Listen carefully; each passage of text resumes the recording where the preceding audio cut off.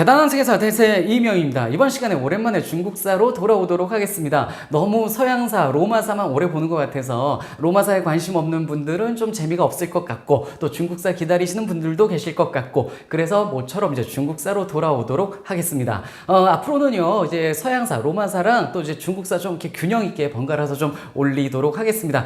촬영 좀 열심히 하려고 마음 먹고 있습니다. 그럼 이제 중국사로 돌아오는데 저의 유튜브 채널에서 마지막으로 중국사 영상 올려드렸던 내용이 진나라 시황제 죽는 이야기였습니다. 그래서 그 진나라 시황제가 죽고 환관 조고가 유서 조작하고 뭐 이런 말씀들 드리면서 뭐 진시황 릉에 대한 언급도 해드렸었는데 그 뒷이야기부터 오늘 좀 살펴보도록 하겠습니다. 바로 그 시황제 죽은 그 뒷이야기가 그 유명한 초한지의 이야기가 되겠습니다. 그래서 이제 초한지 이야기로 오늘부터 쭉 전개를 해드리도록 하겠습니다. 먼저 이 초한지라는 그 책부터 좀 말씀을 드릴게요. 애초에 처음부터 초한지라는 이름의 책이 나온 적은 없었습니다. 예전에 중국에는 그 책이 있었던 건 아니고요. 한참 지나서 초한 전쟁 시기가 다 지나서 무려 한 1700년, 1800년 정도 지나서 명나라 신종 때, 명나라 만력제라고도 하죠. 바로 그 황제 때 견위라고 알려진 인물이 민간에 떠도는 초한 전쟁의 이야기들을 모아서 서한연의전이라는 이름으로 책을 편찬하게 됩니다. 그것이 이제 후대의 초한지라는 이름으로 오늘날 우리가 읽고 있는 책이 되었다. 이렇게 알려져 있습니다. 그런데요, 어차피 이 초한지의 내용은요, 과거 사마천이 쓴 사기에 그 내용들이 굉장히 상세하게 적혀 있었어요. 그래서 저는 제 영상은 사마천 사기의 내용을 근본으로 해서 쭉 좀 훑어드리도록 하겠습니다. 자, 그럼 이제 본격적인 스토리로 들어가 보도록 할게요. 과거 우리가 이제 진나라 시황제가 죽고 나서 그때 당시 상황을 이제 지난 마지막 영상에서 알려드렸었는데 그 시황제가 죽으면서 유서를 남겼었습니다. 근데 그 유서의 내용을 당시 환관 조고라는 녀석이 조작을 해가지고 자기가 컨트롤할 수 있는 진나라 시황제의 막내 아들 호해를 황제 자리에 앉혀놓고 그리고 이 조고가 모든 국정을 장악했던 이야기를 말씀을 해드렸었습니다. 그렇게 즉위한 막내 아들 호해가 진2세라고 불리는 그 황제고요. 당시 정치는 조고가 장악한 상황이었습니다. 이렇게 환관 조고가 정치를 장악하고 황제의 눈을 가린 채 지 멋대로 했습니다. 이래서 국가는 매우 혼란했고요.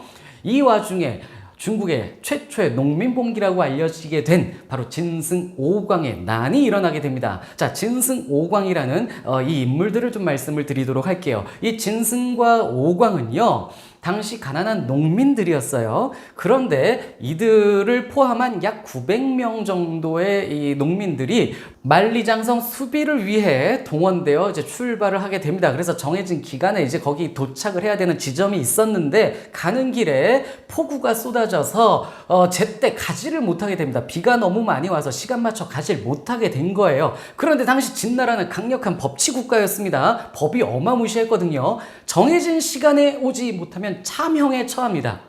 이 지각이 죽을 일이냐고요. 당신 이걸 죽였습니다.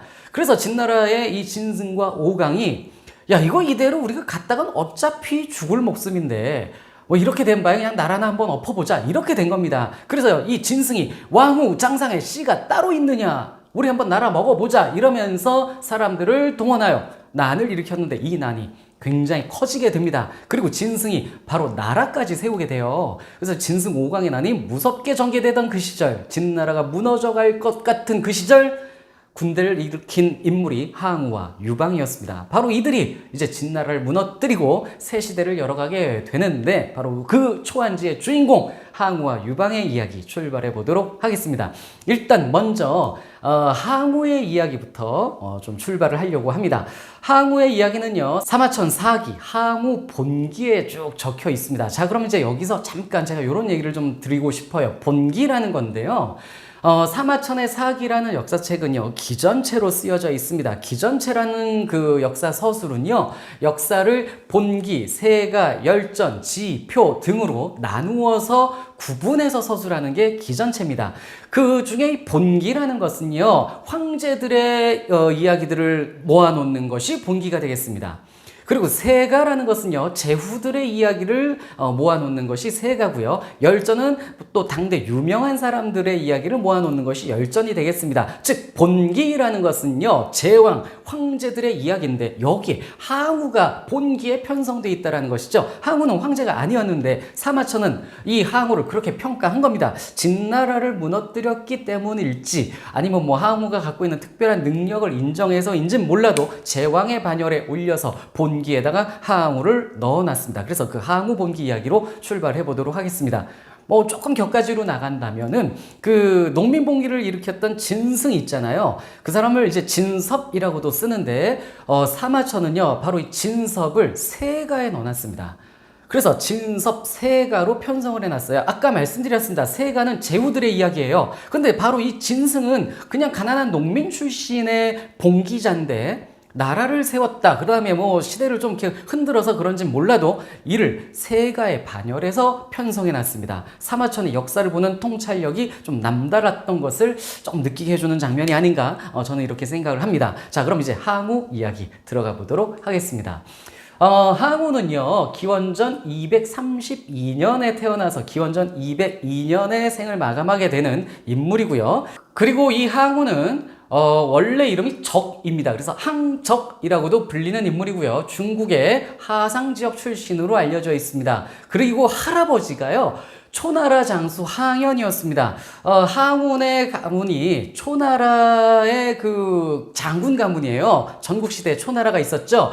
그 춘추 전국시대 초나라, 잠깐 그때 지도를 보여드리면 이 지도가 되겠는데요. 이게 춘추 전국시대의 지도죠. 춘추 전국시대 중에 이 남쪽에 있었던 게 초나라입니다. 전국 7웅 중에 하나가 초나라인데 이 초나라의 유명 가문 집안이 항운의 집안이었습니다. 항씨 가문이었어요. 바로 그 항씨 가문의 인물이 항우가 되겠습니다. 그 항우의 할아버지 항연은요, 춘추 전국 시대에 그 진나라와 싸우는 과정에서 죽음을 당했던 그런 유명한 장군이었고요.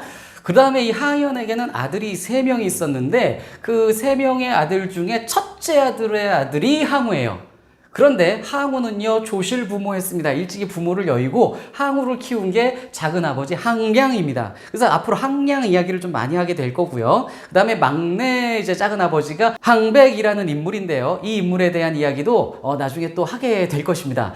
자, 이 항량이 이제 항우를 키워요. 그러면서 이제 항우를 키워내는 그때 이야기들을 좀 전개를 해보도록 하겠습니다. 항량이 항우 어린 시절에 이제 글 공부를 가르치는데요. 글 공부를 끝까지 하지 못하고 그냥 끝내 중간에 포기했다고 합니다.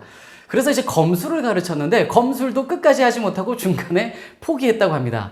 뭔가 좀 끈기가 없는 모습을 보이고 있어요, 항우가. 그래서 항량이 항우한테 너 왜 이러니? 그랬더니 항우가 글은 이름 석자 쓸 줄 알면 됐고, 그 다음에 검술은 한 명을 상대하는 게 검술인데 나는 한 명 상대하는 것이 아니라 만인을 상대할 수 있는 기술을 배우고 싶습니다. 이런 거예요. 그래서 항량이 항우한테 만인을 상대할 수 있는 병법을 교육을 시켰다라고 합니다. 그래서 항우가 어린 시절에 이 병법을 배우면서 몹시 재밌어 했는데 역시 그 병법 공부마저도 깊이 들어가지 못하고 중간에 끝냈다라고 합니다. 뭔가 좀 꾸준히 끝까지 하지 못하는 이런 성격의 인물이 아니었나 뭐 이렇게 좀 보입니다. 아무튼 뭔가 끈기 없는 모습을 보이긴 했으나 키는 8척이었다라고 합니다.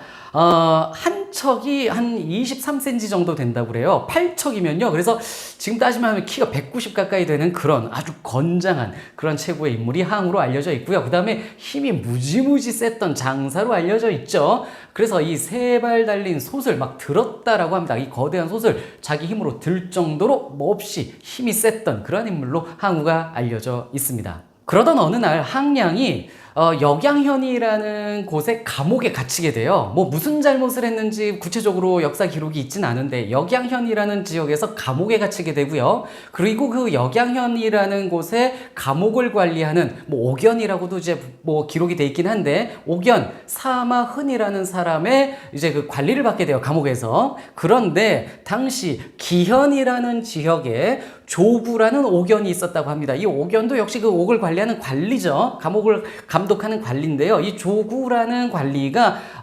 항량과 친분이 있었던 거예요. 그래서 조구가 역양현의 옷관리인인 사마흔에게 부탁을 해서 항량에게 배려를 해주게 됩니다. 그래서 짧은 기간에 감옥에서 금방 나오게 되었다라고 기록이 되어 있습니다. 제가 이 뭐 별것 아닌 것 같은 이야기를 왜 하고 지나가냐면은요, 사마천사기에도 항우 본기에 여기 잠깐 나오거든요. 그런데 이 얘기를 왜 여기서 잠깐 하냐면은 사마흔과 조구라는 인물이 훗날 항우의 부하가 되고요, 또 나중에 유방과 싸우다가 비참한 또 죽음을 맞게 되는 그러한 인물이에요. 여기서 항량을 좀 도와줬던 그러한 장면들 잠깐 기억하고 넘어가시면 될 것 같습니다. 그리고 나서 항량이 또 무슨 살인을 저지르게 돼요. 그래서 살인자가 되어서 이제 도피를 합니다. 그래서 오 지역의 회계 땅으로 들어왔대요. 그래서 회계에서 이제 살게 됩니다. 그리고 회계 지역에서 항우와 항량이 이제 지내게 되면서 이들이 또 워낙 이제 초나라의 유명한 또 인물들이고 워낙 또 명망 있는 가문 출신들이기 때문에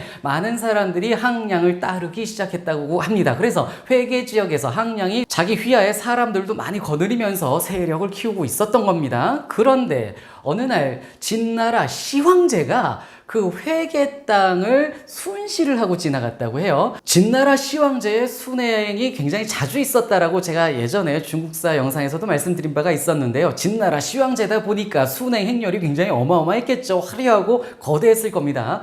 그런데 이 순행 행렬이 이제 회계 땅을 지나는데 회계 지역에 있던 항량과 항우가 그 순행을 이제 구경을 하게 된 거예요. 그러면서 항우가 그 순행을 보면서 작은아버지 항량에게 뭐라 그러냐면은요, 제가 저 자리를 차지하겠습니다, 이런 거예요. 황제 자리를 내가 차지하겠다, 이런 포부를 밝혔습니다. 그런데 항량이 땡! 큰일 날 소리, 너 우리 가문을 멸족시키려 하느냐라며 그 자리에서 꾸짖었다라고 합니다. 뭐 좀 이렇게 비슷한 얘기를 또 하나 좀 드리자면요, 유방과 비교해서 유방도 진나라 시황제 순행을 본 적이 있다고 해요. 그리고 그 유방은 진나라 시황제의 순행을 보면서 뭐라고 그랬냐면, 대장부라면 저 정도는 돼야 되지 않겠나, 뭐 이런 얘기를 했다고 해요. 뭐 시황제를 좀 인정하는 듯한 대사일 수도 있고, 나도 저런 대장부가 되겠다, 뭐 포부를 밝혔던 것일 수도 있고. 그런데 이제 항우는 난 저 자리 뺏겠어 이러면서 좀 과격하게 나갔던 것 같습니다. 그래서 작은아버지 항량에게 꾸짖음을 당한 그런 장면이 나옵니다.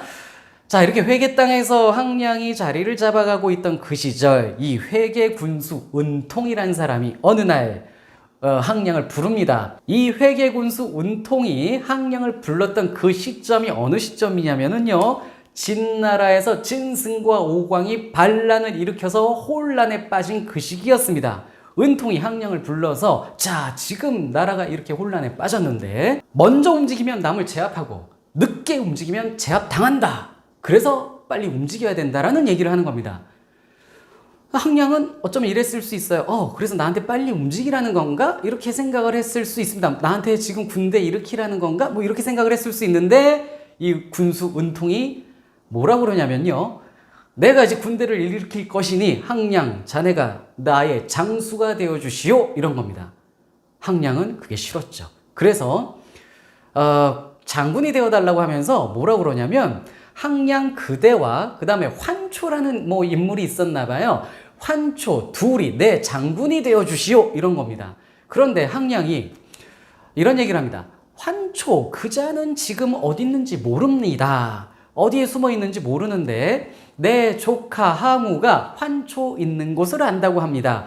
항우를 불러오겠습니다, 이런 거예요. 그러자 이제 군수 은통이 그럼 항우를 불러오시오, 이런 겁니다.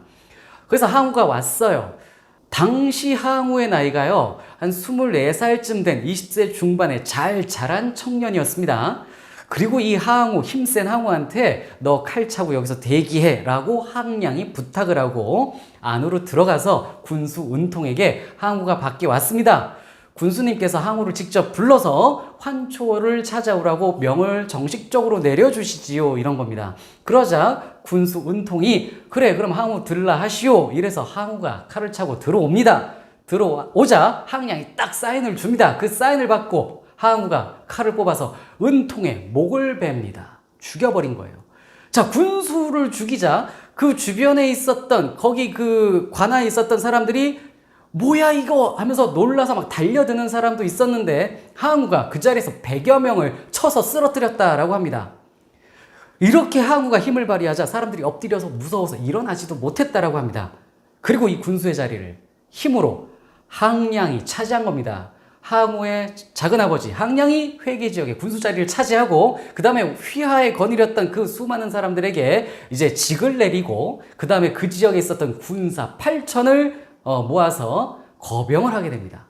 자, 이렇게 항량 그리고 그를 따랐던 조카 항우가 회계 지역을 차지하고 군대를 거병하는 이러한 장면까지 오늘 딱 말씀드립니다. 그 뒷이야기 다음 시간에 계속 이어서 말씀드리도록 하겠습니다.